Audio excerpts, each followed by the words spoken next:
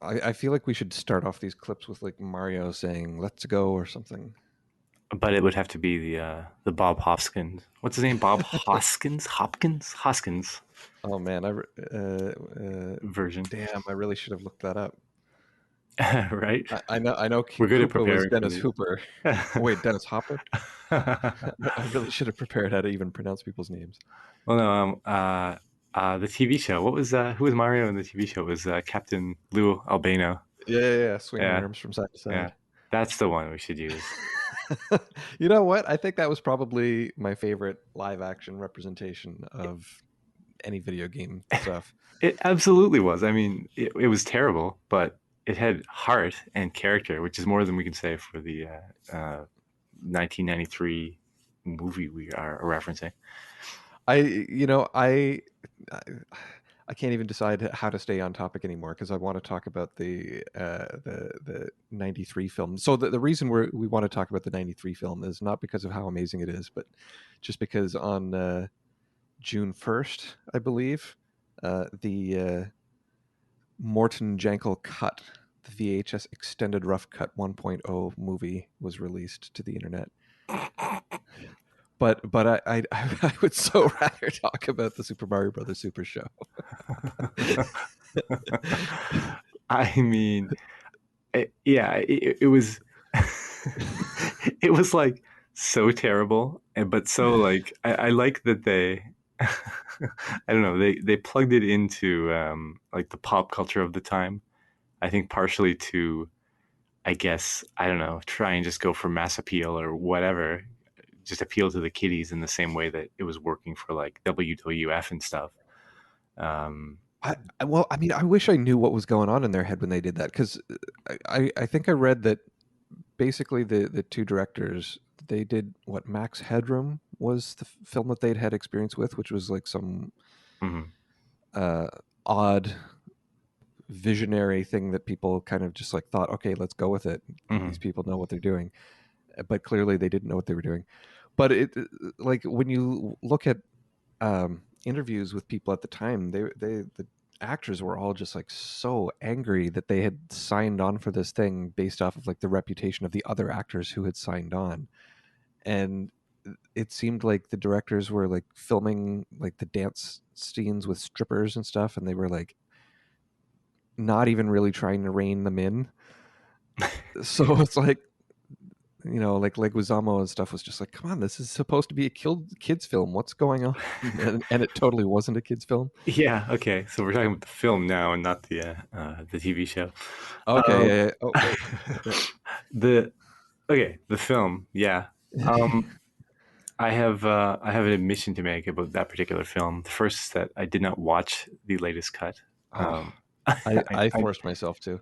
I know that you yeah, spent some hours of your life doing so. And the next is I don't know that I've even seen the original movie since probably it came out. So that's where I've got you trounced, man. So I don't. Doubly. So there was a time in my life where I lived in San Francisco and I wasn't allowed to have a job because I'm not American, and you can't like job hunt when you're living in America and you're not American and stuff. So, I think that's mostly changed, but yes, I know that was a thing but for a long time. but for whatever reason, I decided at that point in my life to rewatch it. So That must have been you hit rock bottom, man. I really did. That was months before I finally had enough and went back to Canada. Um, uh, so for whatever reason, I rewatched it at that point, and so I could confirm that on its own, as an adult, the film did not succeed in entertaining me. But you And stuck then through it and watched the whole thing to the end. yeah, I watched through the to the whole end. So in '93, I didn't know who Joe Satriani was, which I don't know if you know who Joe Satriani is, but A he's a musician. yeah, an amazing guitarist. And so at the time that the movie was fresh, I didn't know who he was. So I think basically the only thing I got out of it when I was a kid was that I liked the Bombs. Right. And then as an adult, at least I got out of it the "Faster Than the Speed of Light" song that Joe Satriani had in the soundtrack. Um, and then, so to be completely fair, I did rewatch it again, this new extended cut, last week or the week before. Um, I had Did to you? watch it over 3 days. I, I I not because of kid interruptions or anything. no, not because of kid interruptions, just because my attention span was not sticking. I will say that it's a better version of the film. They added 20 extra minutes of random footage, and it's not like one solid 20-minute film sequence that was added in. It was just like a few seconds here and there to almost every third shot or something. Hmm. Um, and it made the film better. There's so It's- many little things that just you could understand the flow of it a lot better. what's really amusing here. So I mean, I assume you saw it also when it came out, or like around then as a I young think I saw person. it in theaters as a kid. Well, that would mean you've seen it 3 times. Yeah, yeah, yeah. That puts you in a very select group of the population of the planet. I'm pretty sure. So does this also mean you like could recognize what the new footage was? Yeah. Oh, yeah. It's super easy to recognize the new footage because it was all edited in from like VHS that had been like Gotcha. lost. Yeah. So it's like the quality of the footage is very obvious, and like a lot of it will have like time codes on it and stuff. Hmm. Um, so yeah, it's incredibly obvious what's been added in, and I do feel confident in saying that if that extra footage had been included in the first place, the film would have been better received. Interesting. Uh, I have very little firepower to back up any sort of opinion here, except Yeah. that, I mean, I feel like part of the reason it was hated, I feel like people went in hating it. I mean, it's hard to Yeah. really remember as a kid, but like, it just wasn't, I don't know, like, it could have had like a marvelous story, and I think people would have just been kind of like, like, okay, these two characters are sort of Mario and Luigi, and it's sort of roughly what I think of when I think of Mario Brothers, but not really. It just felt like, Sorry, if we're going to be referencing this film, we have to call it the Mario Brothers. is that what they go with? Yeah, it's Mario, and Luigi Mario are the name of the characters. That's the canon. You know, it's I, I didn't remember that, but I've always thought that was a Canada America thing. Yeah. Have you had that experience at all? Yeah. Oh yeah. There's YouTube videos where like people will be like, "How do you pronounce Mario?" And it's like, there's everything from Mario to Mario. Sorry, that's a very subtle pronunciation difference for anyone who's not English as a That's the first language. Yeah. But Mario and then Mario are the two like standard ways that everyone pronounces it. Well, what did you say growing up? I think I said Mario I said growing up, Mario too, and and my and I said Mario a long time, and I feel like that's like a comment. Like when you're in the U.S., people are like, "Get out of here, that weird Canadianism." But then the Hollywood movie went with Mario. yeah. Wow, wow, okay, Yeah, they did, and my parents still go with Mario, so it was fun because I recently visited my parents, and my kid was correcting them every single time they would say yeah. Mario. Well, it's also I think it's like there's particularly in Quebec, I think there's like Mario is kind of a name that is not entirely uncommon, and that's how they say it, right? Mario. So you have like politicians named like Mario, whatever Tremblay and whatever whatnot. Mm. So maybe it comes from that. I don't know. Yeah, I And don't know. I know when I don't- I know when I came to the U.S., the other one that I got caught on a lot was like the car Mazda, but in yeah, Canada growing up, I always called it Mazda. yeah. And people were always like, "Oh, Mazda," and like making fun of me for it. I don't know. Mazda's definitely. I mean, it's fine. I just can stick to that if that's what. Well, there's so many things that are like Japanese uh, And people say origin. ah, right, Yeah, Hashimoto and such. it's really bad when you start learning a language and you start learning pronunciations, and then you feel as though you have to start pronouncing stuff that way instead of the way all of the locals where you live pronounce it, because then you just become as this obnoxious person who's like, I don't know. I went through that with I'm not a Japanese master, but I remember someone who was pronouncing what is it, sake? Yeah, Sakimoto and so forth, right? No, I just mean the drink, the alcohol. Oh yeah, yeah, yeah. The first time I corrected someone with that, I felt like such an an idiot for like being pedantic with the pronunciation, and I just try not to correct English speakers anymore. I don't even know that it's it feels like, I mean, once something gets absorbed into the language with its kind of own localized version of the original pronunciation, it's Yeah, almost like yeah, it's correct in that sense. yeah. Like I feel the same way. Like people in English will all say croissant. Yeah, yeah. That, I don't know. I say croissant or croissant. I don't know. I'm dehydrated. I don't know that I can do a French sound properly, but it's croissant. I couldn't do it anyway. But yeah, well, I mean, if you think about it, it's like languages have kind of like a flow to them, right? And if you want to go with a very similar pronunciation to the original language that the word came from, it's almost like you have to pause the flow of the language you're speaking in to like switch your mouth into the other languages, like kind of like flow or Yeah, mode a yeah, little yeah. bit.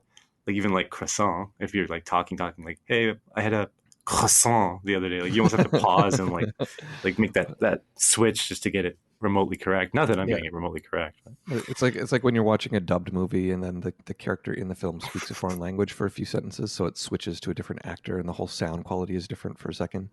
or when they you're watching the TV version of a movie and they dub out all the swear words. Yeah, yeah, yeah. Yeah. Oh man, what was that in Repo Man? I remember watching that. They like dubbed it out, so it was like "flip you, man."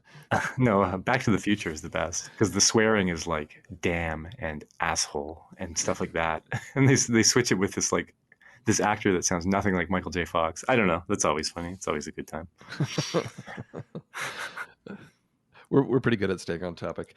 Uh, so Super Mario Brothers. Did you know? Did you know? And I'm sure you've done more research than me. Um, I don't know if they ever put an age on Mario in the actual canon, but I mean clearly he's not like I wouldn't have put him at 40 or something. I would have probably put him at, actually I don't even know, 25. What would you say Mario's age is He's supposedly 40. in the video I games? I just looked it up. How old is Mario? And it says Mario series slash age 40 years old. So I'm assuming that he. Oh wait, Shigeru Miyamoto says 24 to 25 Yes, I in said March. 25. In March of last year, that's what he says. There you go. I mean, I don't know. It's like a typical age to make all your heroes, and like, not that there's like much of a romantic element, but there's still always whoops. There's always that like kind of like whatever Peach is his lovey dovey thing going on, and so like it's just rare that they have 40-year-old characters on like uh, kind of a light romantic thing in the story, right? Anyway, Yeah. anyway, anyway, in the movie, Bob Hoskins, I hope I'm getting his name right, I believe was 40, whereas our Luigi character, John Leguizamo, I'm butchering the names not on purpose, but was I think 20 or 21 or 23 or something. Yeah. Awesome He fact he, that I he was didn't. a youngin. Yeah, I think wasn't it like his breakout movie or something? This demands me looking it up. John Leguizamo, I think it's pronounced. Leguizamo, yes. I think he was actually in some other movies that I've seen, so it's always fun kind of seeing him pop into a movie and be like, it's Luigi. He apparently for a long time would get pretty angry at people for calling him Luigi. That's pretty funny. He kind of wanted to forget. No, so that wasn't his breakout role. He was already 8 years into his film career by that point. So how So old was he? that's gonna be much harder for me to Google in on a moment's notice. I can look it up. Well, we knew the Uh, movie was 93. oh right, so 93, and what year did that come out? Oh wait, sorry. How old is he now? He's old. He's 56 right now. So he would have been 29, probably 28, wait. 29. No, so he was 64 when that came out. So he would have been 19. No, he was born in 1964, and the movie was Oh, sorry, 93. 83. Yeah, so he was 29. Yeah. Well, how old was Bob Hoskins then? Who has since died, which is too bad. He was born in So he was born in 42, 42. Yeah. So making him 50. Yeah, okay, okay. So 30, 50. There's still that 20-year yeah, yeah, ish yeah. gap. Well, so in the canon, Mario definitely wasn't 50 anyway. No, well, so up until fairly recently, there was no official age for Mario. Whenever asked, Miyamoto basically didn't answer. So Hmm. there's an interview from 1996 where he says Mario's this weird old dude. So What? he says Mario's this weird old dude who can jump 3 times his height. So who's counting, like when it's talking about like physics and stuff. So at in at least 96, Miyamoto thought that Mario was old. But it wasn't until uh, 2005 where he placed a date of an age of 24 to 25. It's funny that that's what he's calling old when they had a 50-year-old actor playing him in the movie. Yeah. Well, I don't think Nintendo was happy with the results of this film. Mirroring the rest of the world. I mean, having seen it again, what did you think? Like, yeah, sure, it was bad or whatever, but like, just I don't know, culturally, like a take on the fact that this was what was released as Super Mario Brothers, the So movie, so at the so height of their popularity.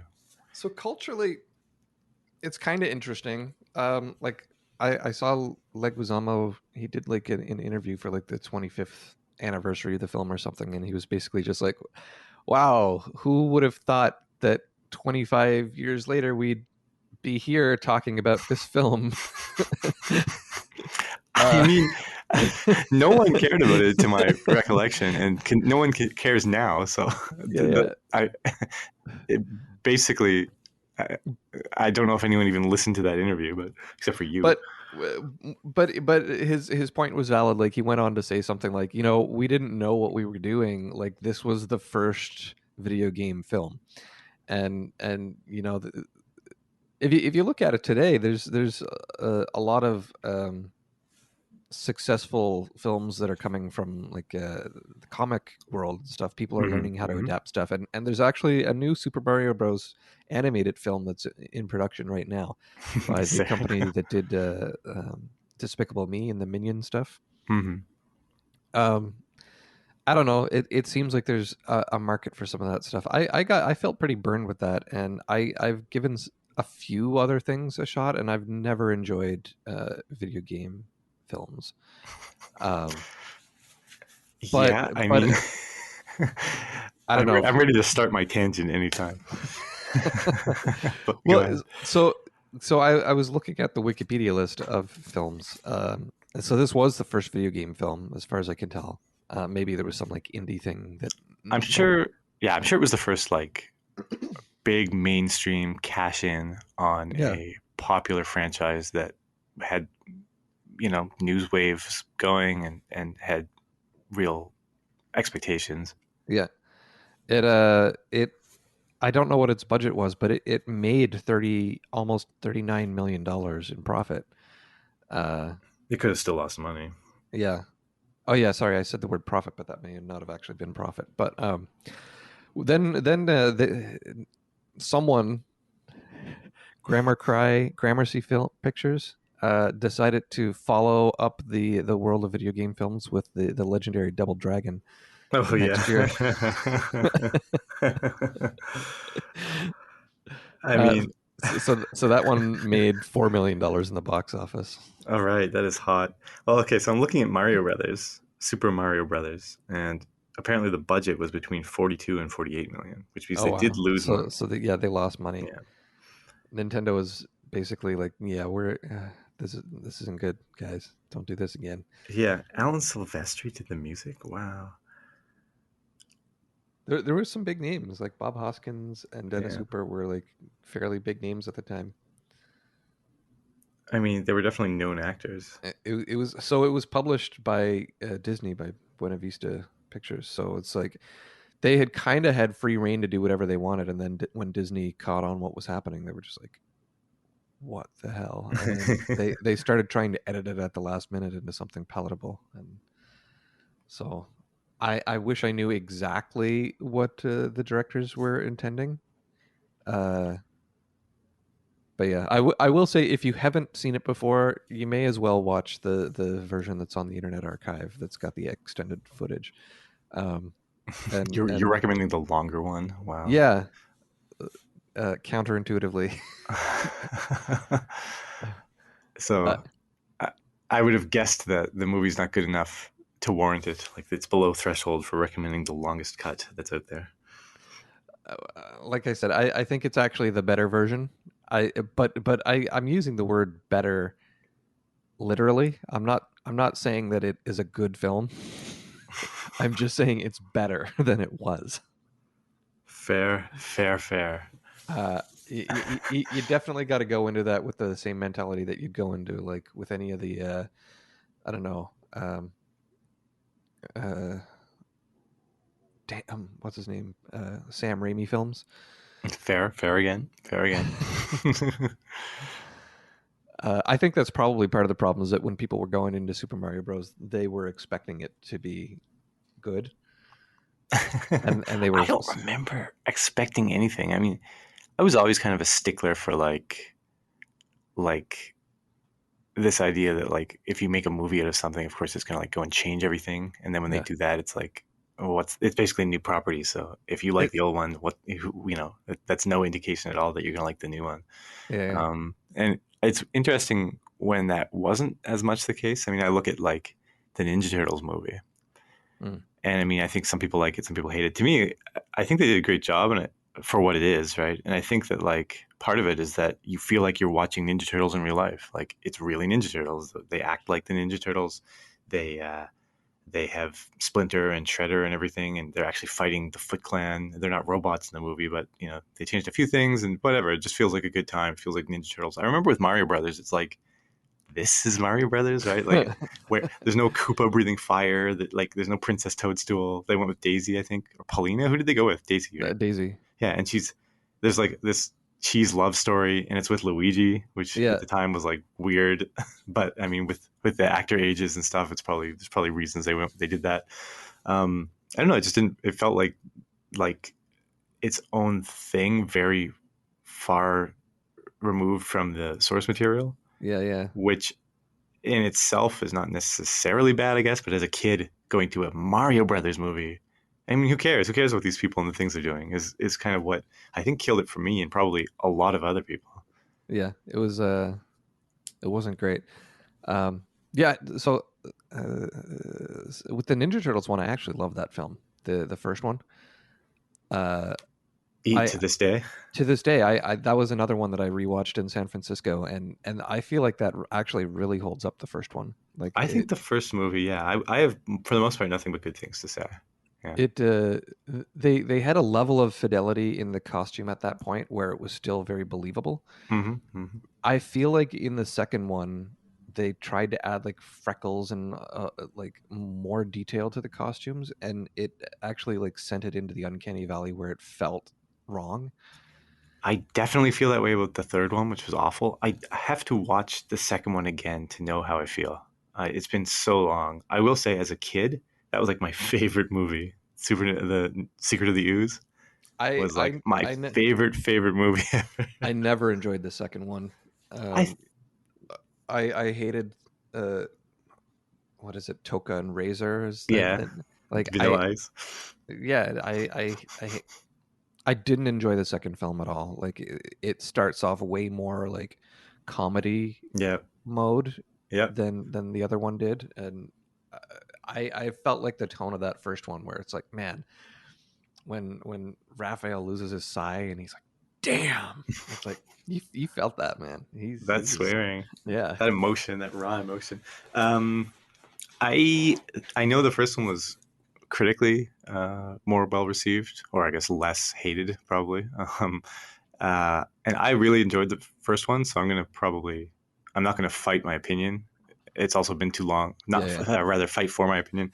The second one, I think, for how old I was at the time and that mindset, it's just really a fun movie, I guess. Like you just have these turtles running around and fighting a lot more, and there's like a lot more like it's more like the cartoon with all the ridiculous technology and like cheesy like characters that suddenly show up out of nowhere. And I think it does appeal to just a kid that just wants to see the Ninja Turtles on the big screen, just fighting and doing this, doing that. Certainly, uh, just like to sit down and try and enjoy the movie. I think the first one had a lot more things going for it, especially for like an adult.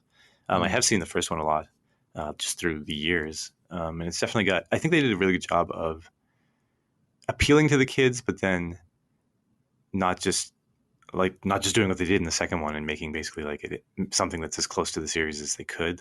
yeah. Like it kind of had its own thing. It had the darkness you're talking about. It had like there's like this whole thing with like the crime syndicate and all the like, Mm, kids joining it and stuff. Like it had that dark element that was missing from the show, and they did a good enough job with it. yeah. And so I recognize the appeal there that was lacking in the second one. I'd have to, man, it's been like I probably haven't seen the second one since the early '90s. Mm. Um, yeah, I watched them both like within the past 6 years. Hmm. I, I, I've seen them both on Netflix recently. Like, not watched the films, but Saw become that they're aware that they're there. on Netflix. Hmm. And I totally want to watch those ones again. Um, I have not seen the new ones, the Brian, wait, Michael Bay ones. TMNT. Yeah. Yeah, I saw previews and stuff. Man, I feel like I've been in a cave the last like however many years. I'm like very plugged into what was going on in like the '90s and the 2000s, but now it's like they just there's been this wave of kind of revisiting these old franchises and so forth in the past Mm. probably 10 years that I've just totally slept through. So I haven't really seen anything either. I might have watched part of TMNT on a plane, but was probably not of the mindset that I really cared what was going on. So Well, so sorry. No. So TMNT was a fully animated film. that's the one I'm thinking of. Okay, but there's two live action ones that Michael Bay has directed since then. There was? Yeah, I and don't even know that I knew they existed. I completely avoided them because I absolutely I feel like a sense of repulsion when I look at the design that they went with for the turtles. Like they gave them noses and like Right, that one. Yeah, yeah, yeah. it just I'm looking at a picture of them right now and I just absolutely like I feel queasy looking at it. Like Well, who would ever like that? Yeah, it looks awful. I thought that was a universal opinion, but I have friends who like when I complained about it, they're like, "Come on, man, this looks great. This is they couldn't go with the old way because it would look so wrong and cheesy." And I'm just like, "What?" I mean, I think it's a like I'm looking at it now. It just looks very unlikable. Like you're probably right in that. Those people are probably right in many ways, but I don't know. I think of all things, Ninja Turtles is probably one of the properties we could forgive for staying a little bit more on the cartoony side. Yeah.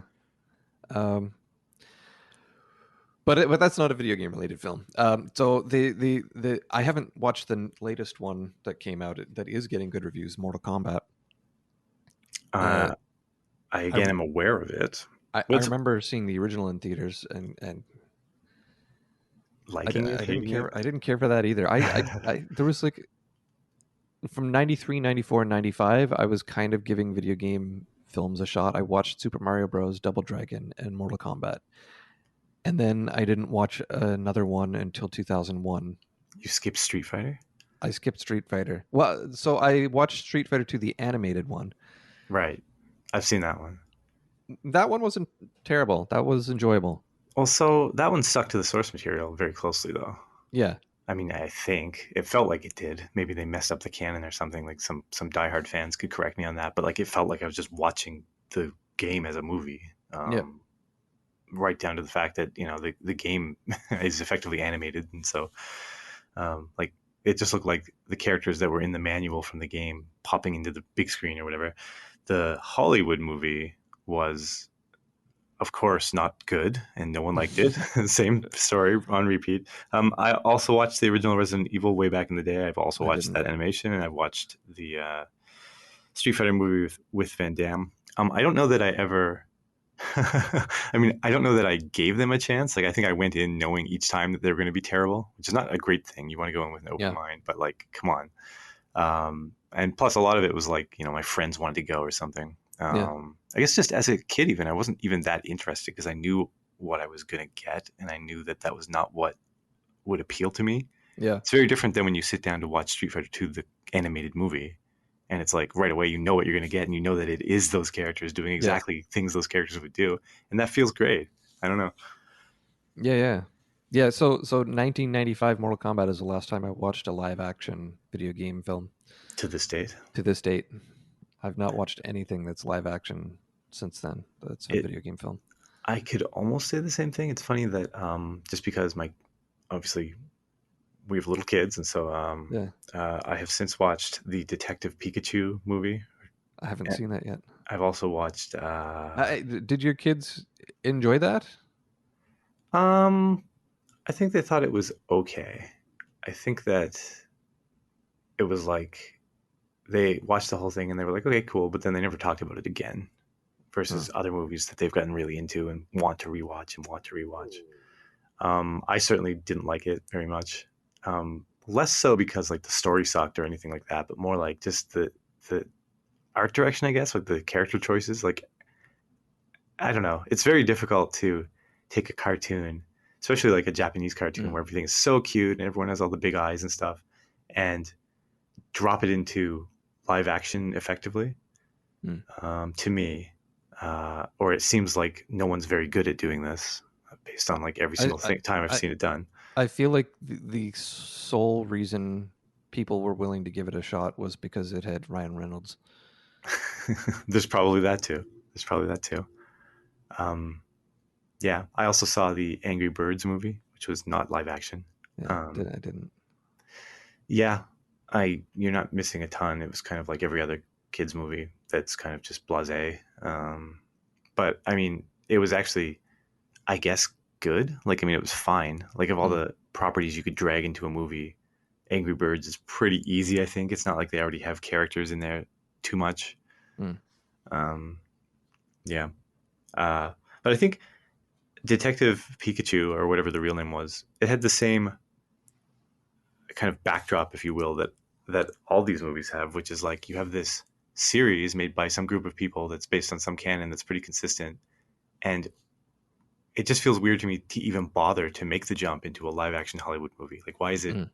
necessary to do that? Right? Like, it just feels really weird to me. But you think Yeah. of like business and money, and so like people know that if they do that, they're going to make a profit. So let's do it.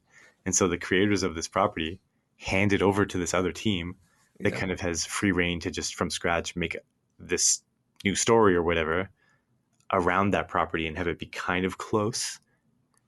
And you just get this thing that's just like I don't know. It's just a weird mishmash to me to have it done this way.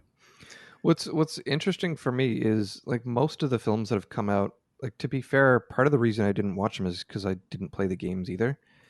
Okay, yeah. Um, like I never played. Like I'm just gonna go through the list here and say a bunch of titles like Wing Commander, Tomb Mm-hmm. Raider, Resident Evil, House of the Dead, Alone in the Dark, Doom, Blood Rain, Silent Hill, Postal, Hitman, Far Cry, Max Payne, Tekken. Like I just never played any of these either. So I can Mm-hmm. understand that like if you were into Silent Hill, maybe you would be curious about how the film's going to be.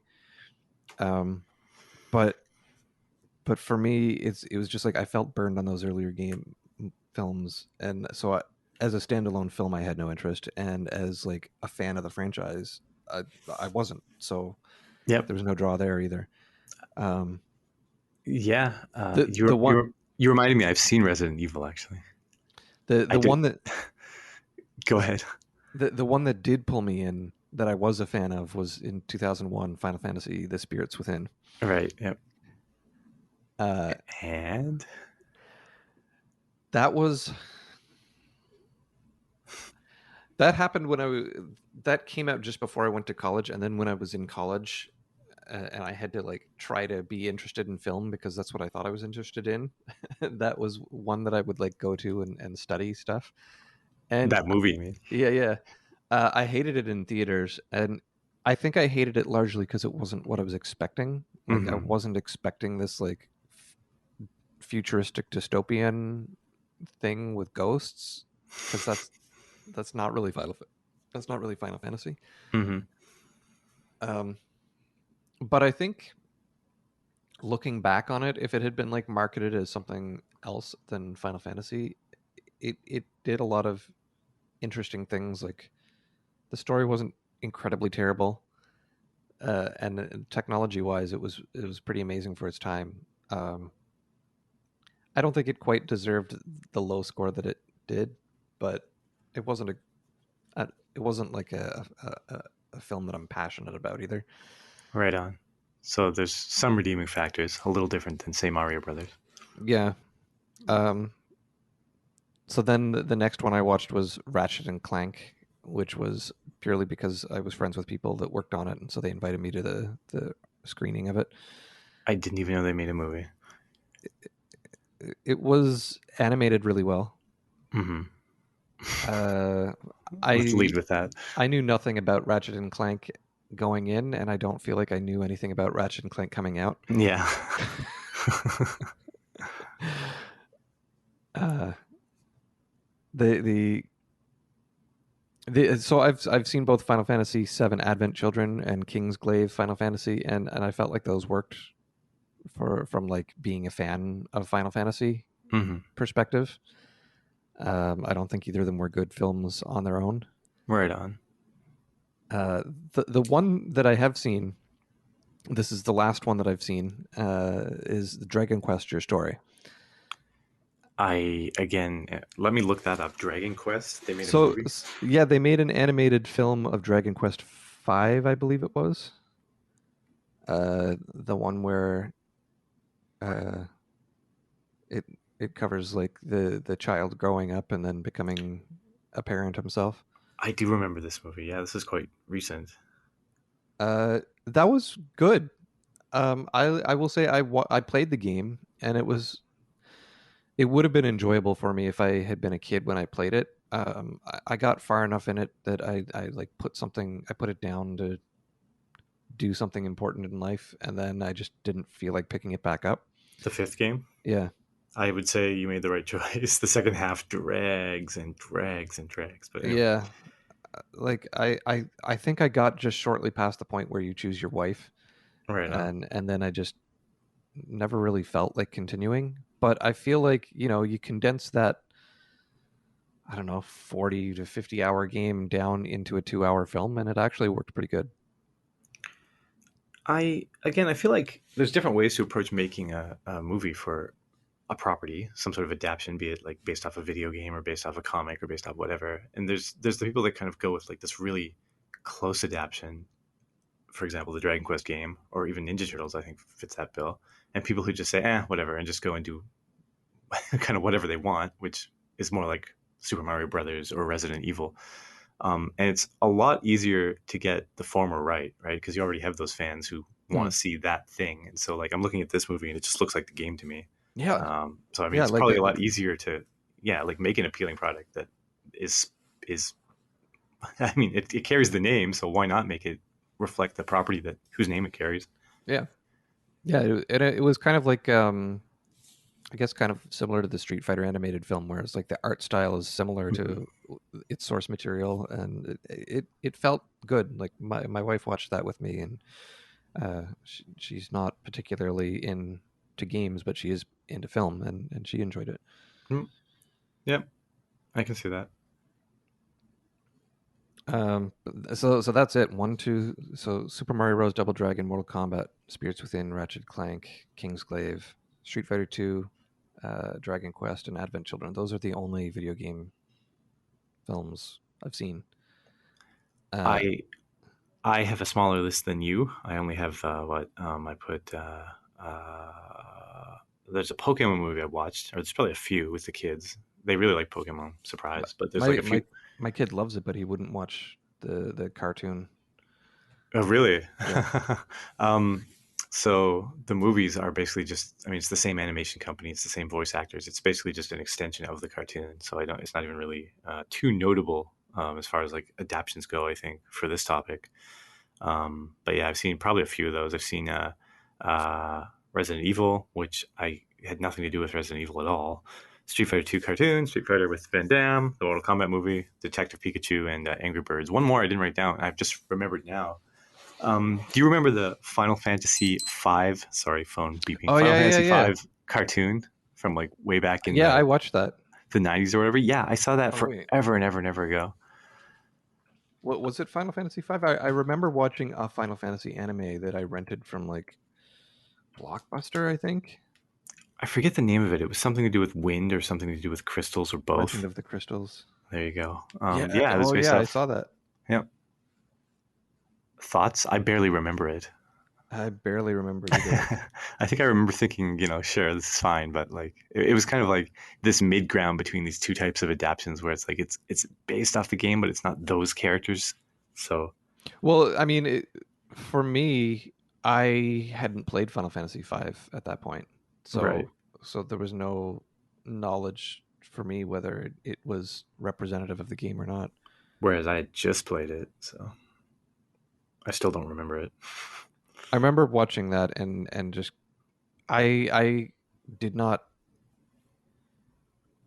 I think I watched like Sailor Moon on TV and Astro Boy or something, but like I was never into anime really. Mm-hmm. Anime. Mm-hmm. So I remember watching this, and I wasn't in with all of the crowd that loved uh, that world, and it just seemed like it was a nothing thing to me, and I didn't watch any more Japanese cartoons until I was in college. That's a strong words. A nothing thing to me. Like I had never seen a Miyazaki film or like a Ghibli film at all at that point, so this was just like it didn't really seem special to me. And I certainly had like no interest in the Japanese language at that point or anything. So it was just like, okay, I'm going to go back to reboot now. Reboot.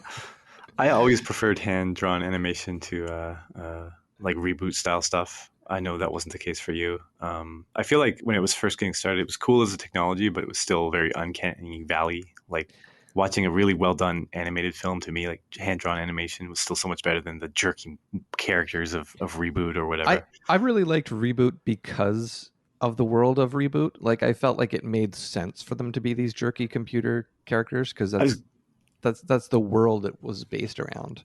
I was gonna say, yeah, if you sat down in the when was it, the late '90s or whatever, and said let's use this technology to make a show, and since everything is jerky and kind of still really bad, what can we do, right? We can't really have normal humans because it's just too deep in the uncanny valley. Both Reboot and Toy Story were great ideas in that sense, and that Yeah, they said, okay, let's not have real humans, let's have people who it makes sense to have them be kind of jerky and weird, and yeah, they were quite. I agree with you. I don't know. but no, I did love 2D stuff, but it was more like Disney that I was into, and like I never really enjoyed a lot of the old musical ones, but I did really like Beauty and the Beast, and but like Gargoyles, the TV show, was like my favorite Disney property ever. Yep, I remember that one. I used to subscribe to Disney Adventures, like their magazine. Yeah, I don't think it exists anymore. I'm sure it doesn't exist. But anyway, yeah, they had like a Gargoyles comic, and I think they generally would have like a comic of whatever their big animated movie at the time was. Like I think there was a Pocahontas one too or something. So I've read more of the comic than I've seen the show actually. hmm.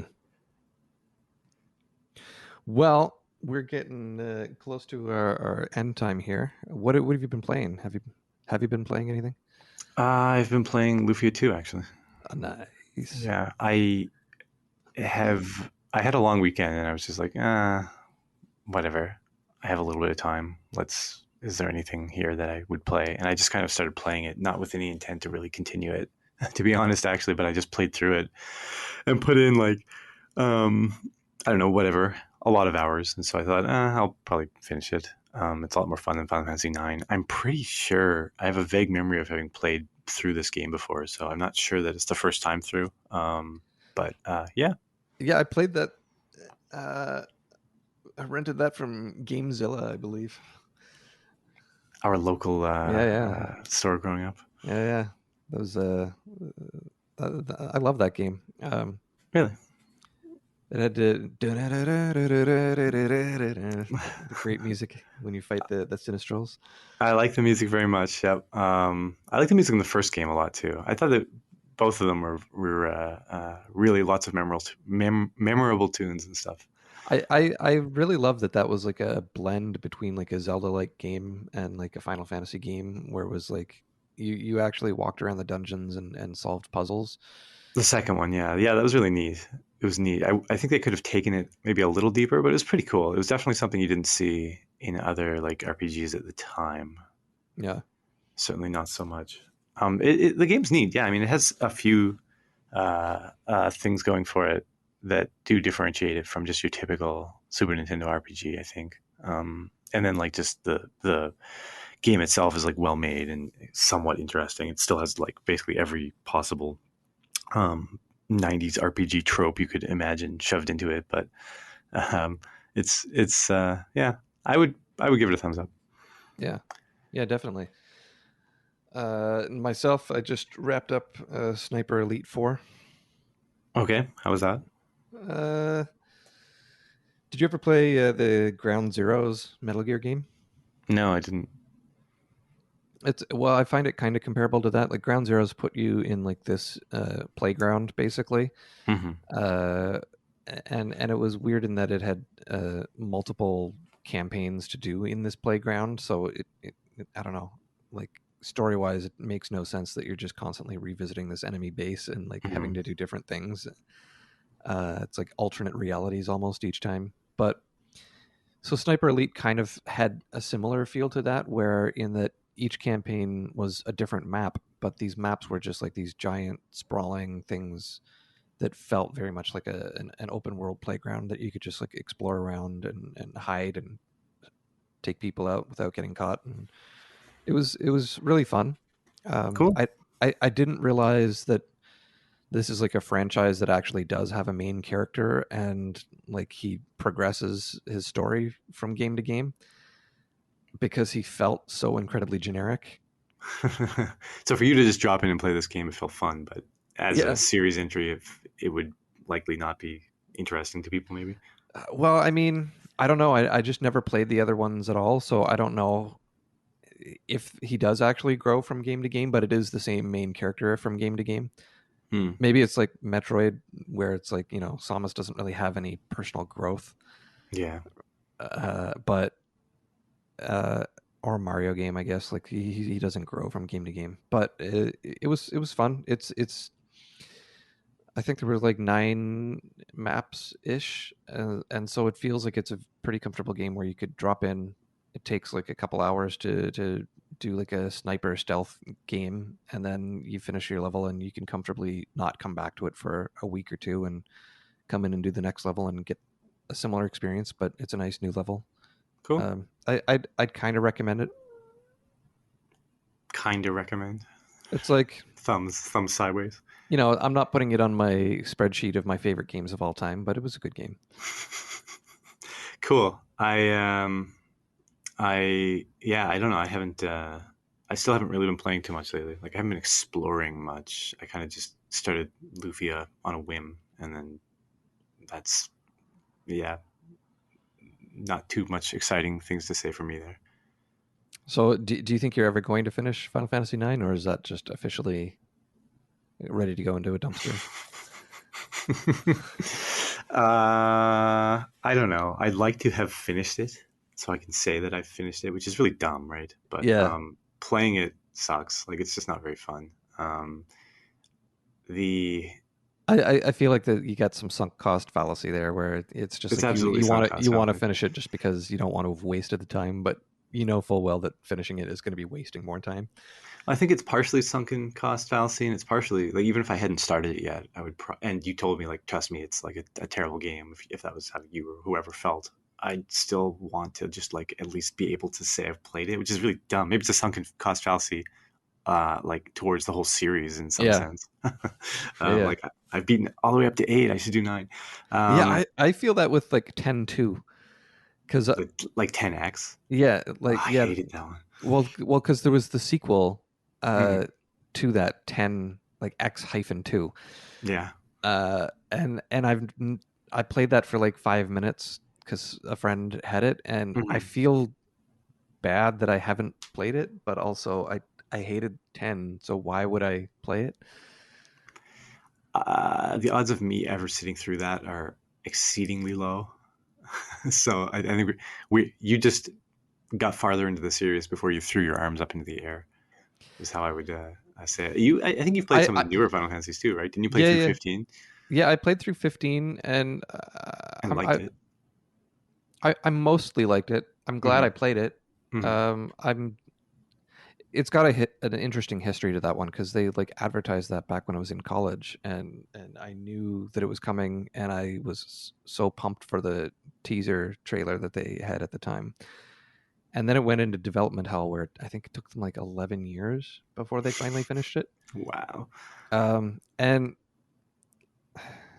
there's a lot of good things in that, but I can understand why it was in development hell. Like you can really see spots where they just had to eventually just give up on developing it and push through and finish it. Uh, so it's, I don't know. It's a game that does a lot of interesting things, but is not a good game in my Ah, opinion. I see. I see. Well, I probably wouldn't get to it for a while, so I'll keep I that. I really enjoyed 12. Yeah, 12. 12 is another one I think that had a lot of mixed opinions, though, right? Yeah, That's the one with the short, like the blonde character with the short hair. yeah, Yeah, with yeah. like painted on abs. Right.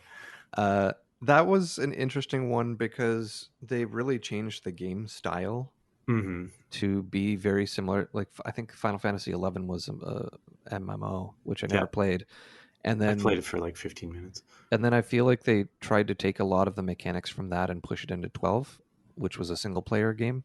Yeah. Um, so it was the first one where, I mean, I guess the Dragon Quest games did this way back on the Nintendo, where it's like your main character and then your secondary characters were like AI controlled, and you could kind of issue them styles of commands.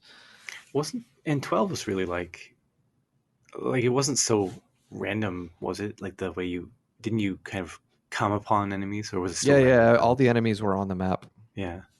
um, but it's like you issued command styles or I can't remember if they were Strategies. called gambits or whatnot Yeah. to your characters, and so then it was kind of like a programming mini game where like you could tell them if your health drops below 35%, use a potion, or Yeah. Yeah. like you Okay. gave them a bunch of rules, and it was interesting, and the story was unconventional.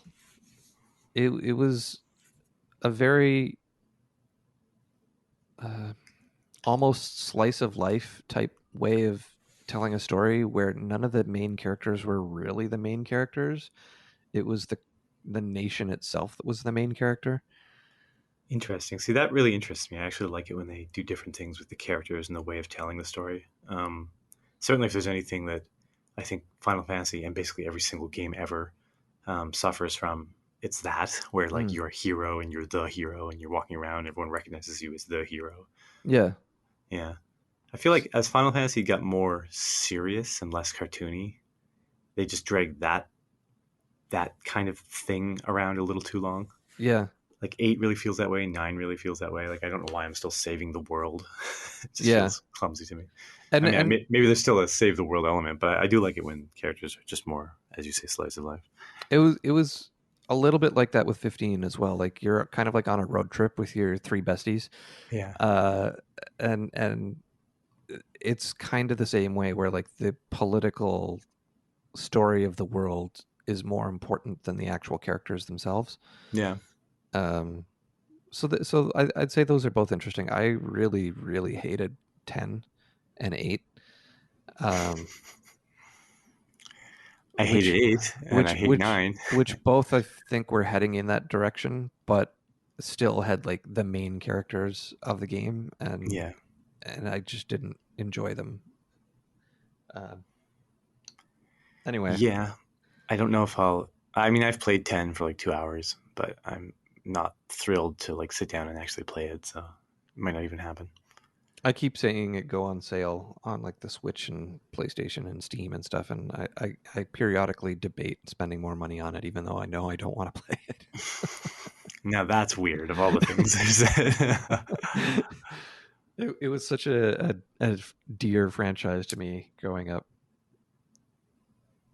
Uh, but yeah, I don't know. I don't know.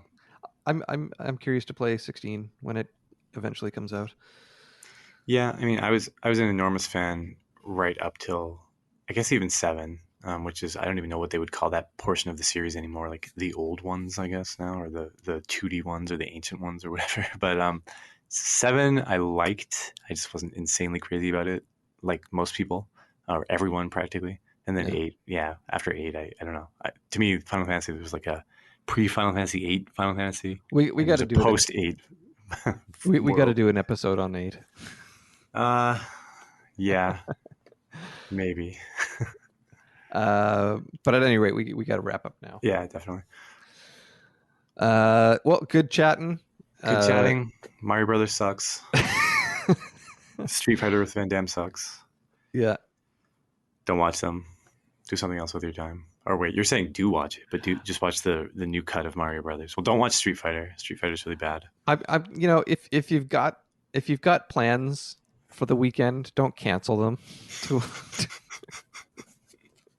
that's my review of the film. If you know you're bored and you got nothing going on and you're kind of curious about this like slice of history, uh, you know, why not? Read about it.